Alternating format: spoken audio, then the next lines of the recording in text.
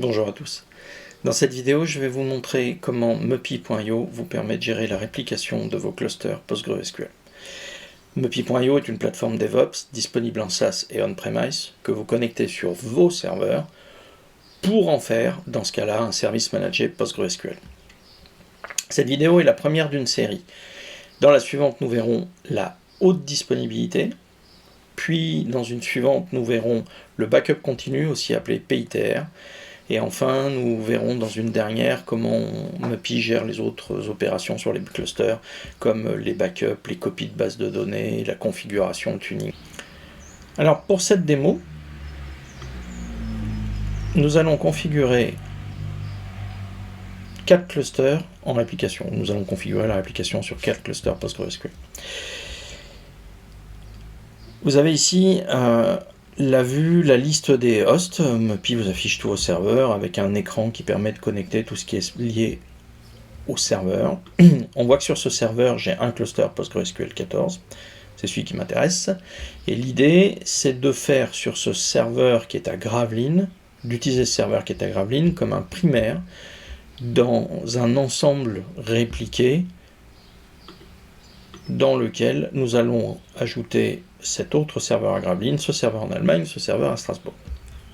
Dans Mepi, pour gérer la réplication, on utilise un RCS, ou Replicated Cluster Set. La première étape est de créer un RCS, qui est un conteneur dans lequel nous allons mettre nos serveurs. Il est important de choisir un nom significatif.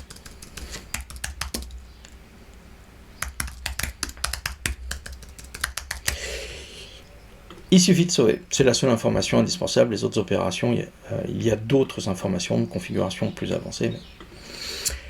Ensuite, il est nécessaire de pratiquer la configuration initiale du RCS, qui va consister à définir l'architecture initiale du cluster. C'est-à-dire que je vais indiquer ici mon cluster primaire, voilà, c'est le cluster qui va être répliqué. Et enfin, je vais définir un certain nombre de standby à construire. Mais là, je vais indiquer des serveurs. Ce ne sont pas des clusters, je donne des serveurs et c'est à Mepi de réaliser toutes les opérations d'installation. Donc, je vais sélectionner tous les hosts que je souhaite configurer en standby. C'est à peu près tout. Enfin, c'est pas à peu près tout, c'est tout ce qu'il y a à faire. Je lance la réplique. La construction de la réplique. Alors, Mepi réalise toutes les opérations de configuration à travers un système de tasks. Les tasks sont gérés dans une queue. Ici, je vois mon opération qui est en cours. Pour chaque opération, Mepi va me donner un log détaillé, alors même plus qu'un log, il va me donner le log et la main courante des opérations réalisées. Parce que le log, ce serait l'affichage, enfin ce que les applications ont décidé d'afficher, mais là aussi, Mepi va aussi capturer toutes les commandes qui sont écrites. À ce système de queue est couplé un système de notification qui peut être connecté à Slack ou à Teams et qui va me prévenir de l'avancement ou des erreurs. Je vais retourner suivre mon RCS.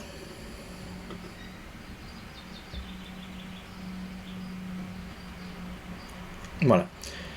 Donc, la configuration est terminée. Si j'ouvre mon RCS, il est maintenant en bonne santé. Et je vais pouvoir observer que j'ai un primaire et mes 3 standby. À partir de là, l'écran des RCS permet de gérer toutes les opérations nécessaires. J'ai accès en cliquant sur chaque ligne aux statistiques.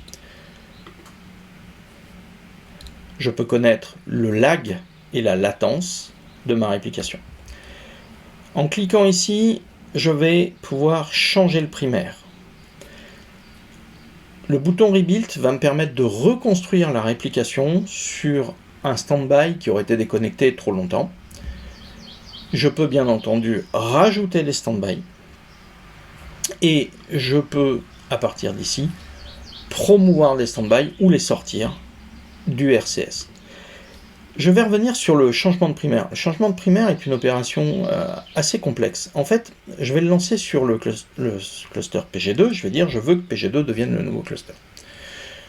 Donc MePy me propose un écran, je vais lancer. La configuration de PG2 en nouveau primaire est un petit peu plus riche que simplement en faire un primary. En fait, MePy va réaliser toute une séquence d'opérations. La première étape va consister à faire de PG2 le primaire. Ensuite, MePy va reconfigurer tous les stand-by pour qu'ils suivent le nouveau primaire. Et enfin, dans la mesure où là j'ai fait un switch-over, c'est-à-dire j'ai décidé de changer manuellement le primaire, dans ce cas-là, MePy va reconfigurer mon ancien primaire comme un stand-by du nouveau primaire. Toute cette séquence d'opérations est tracée ici, et je peux l'observer. C'est-à-dire que j'ai commencé par changer le primaire, j'ai reconfiguré un stand-by, reconfiguré l'ancien primaire, collecté toutes les informations et notifié la fin. Le système de notification permet de connecter des tasks ou des callbacks en cascade. Si je vais voir mon RCS, maintenant il est reconfiguré complètement, c'est-à-dire PG2 est mon primaire, et ce primaire réplique ces données sur 3 stand-by qui sont ceux-ci. Voilà, c'est la fin de cette vidéo. Dans la suivante, nous allons regarder la haute disponibilité. La haute disponibilité va consister à automatiser la surveillance de l'état mon cluster et à donner des règles qui vont permettre à MePy de définir automatiquement un nouveau primaire. J'espère que cette vidéo vous a plu. À très bientôt, merci.